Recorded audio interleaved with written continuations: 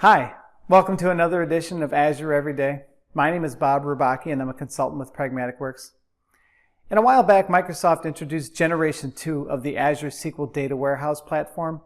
And one of the big benefits of this platform was that it provided faster query performance versus the original Generation 1.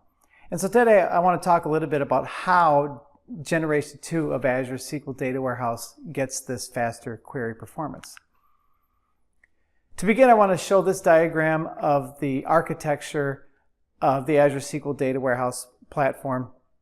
And the key here to understand is that this platform uses what's called massive parallel processing.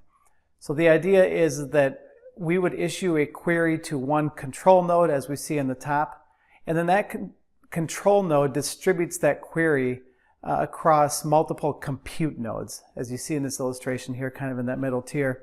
And those queries then run in parallel on those compute nodes to render a partial result that gets rolled up to that control node. Now, regarding the performance of Generation 2, I want to focus right now on the bottom of this diagram, which is the storage. So the data storage for Azure SQL Data Warehouse is actually in Azure Blob Storage. And this is the key feature of the architecture, is that the compute power and the storage are managed independently and separately. And so with Generation 1, all of our data for Azure SQL Data Warehouse was stored remotely in Blob Storage. And so now, flipping to this next diagram, I want to talk a little bit about how and what's changed to enable faster query performance with Generation 2.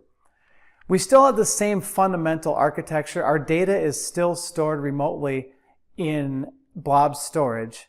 But with Generation 2, they've introduced what's called adaptive caching.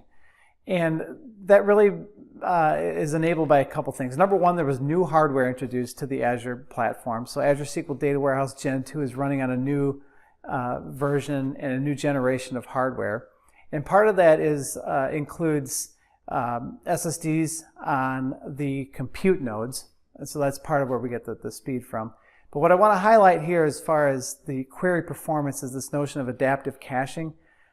And what that means is that when we use column store indexes, previously all of that data was stored, like I said, remotely on Blob Storage. But with the adaptive caching, what it does is it actually brings certain column store segments into the compute node itself. Okay, and so now, depending upon the query that I execute, if my query can be resolved by data that has been moved into the compute node, it reduces or eliminates the I/O required to go out to that remote storage. And that's really the key to how Azure SQL Data Warehouse Gen 2 achieves that high query performance. Now, the other thing about the word adaptive is that the column store segments that are actually brought into the compute node will depend on past query execution. So history, it'll understand, hey, you've run this query, therefore I'll bring in those column store segments that might help you resolve a similar query in the future. And it also will kind of develop a pattern based on what other, if you've run that query, you may also run this query, and therefore it will bring those column store segments in as well. But again, the idea is to bring that data into the compute node and reduce or eliminate entirely the need to read that data from the remote Blob Storage.